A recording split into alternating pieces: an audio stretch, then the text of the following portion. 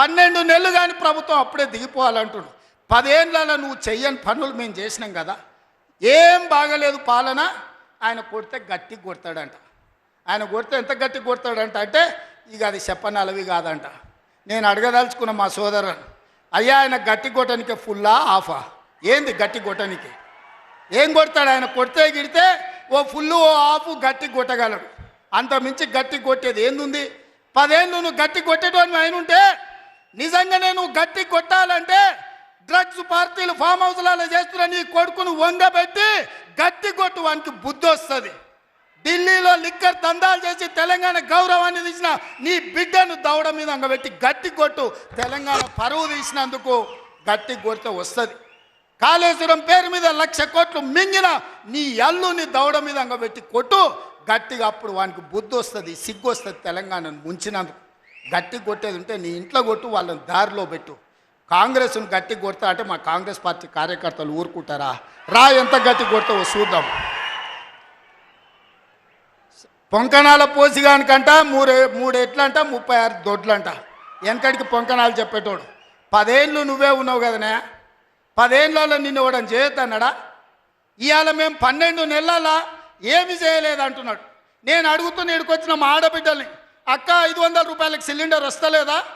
RTC బస్సులో ఉచితంగా మీరు బస్సు ఎక్కుతారని టికెట్ అడుగుతురా? ఆయల్లా అమ్మగారింటికి పోవాలంటే ఇంటి ఆయన కిరాయి పైసలు అడగాలి. అమ్మవారి గుడికి పోవాలంటే పక్కింటోళ్ళు తోడు రావాలి. ఇవాళ 500 రూపాయల సిలిండర్, ఆడబిడ్డల కార్తీలో ఉచిత ప్రయాణం, 200 యూనిట్లు ఈరోజు ఉచితంగా కరెంటు, 25,50,000 రైతులకు 21,000 కోట్ల రూపాయల రైతు రుణమాఫీ చేసినాం.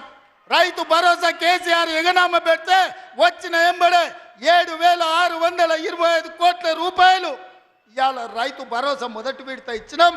రెండో విడత ఈరోజు రైతు భరోసాల 10,000 కోట్ల రూపాయలు, ఎకరాకు 12,000 సంవత్సరానికి ఇవాళ మనం మొదలు పెట్టినాం.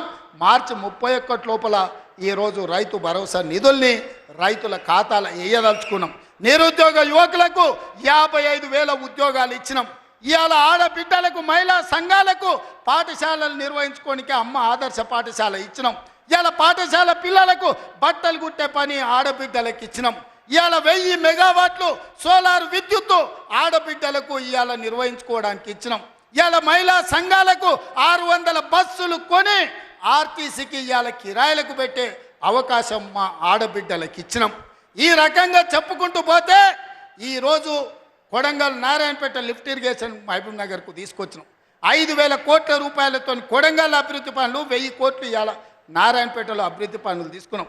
పాలమూరు ప్రాజెక్టు పూర్తి చేయాలని ఇవాళ ముందుకు పోతున్నాం. ఈ రకంగా మేము వచ్చిన తర్వాత ఇంతకుముందే పొంగులేటి శ్రీనివాసరెడ్డి గారి నేతృత్వంలో ఆనాడు ఆగిపోయిన ఇందిరమ్మ ఇల్లు మళ్ళీ ప్రారంభించి నియోజకవర్గానికి 3,500 కాదు, అవసరమైతే 5,000 ఇల్లు ప్రతి నియోజకవర్గానికి 5 లక్షల రూపాయలు పేదవాడు ఇల్లు కట్టుకోవడానికి ఇవాళ ఉచితంగా ఇస్తున్నాం. నువ్వు ఎన్ని డబుల్ బెడ్రూమ్ ఇండ్లు ఇచ్చినావు 10 ఏళ్ళని నేను అడుగుతున్నా. సంవత్సరంలో 5 లక్షల ఇండ్లు మేము ఇస్తాం.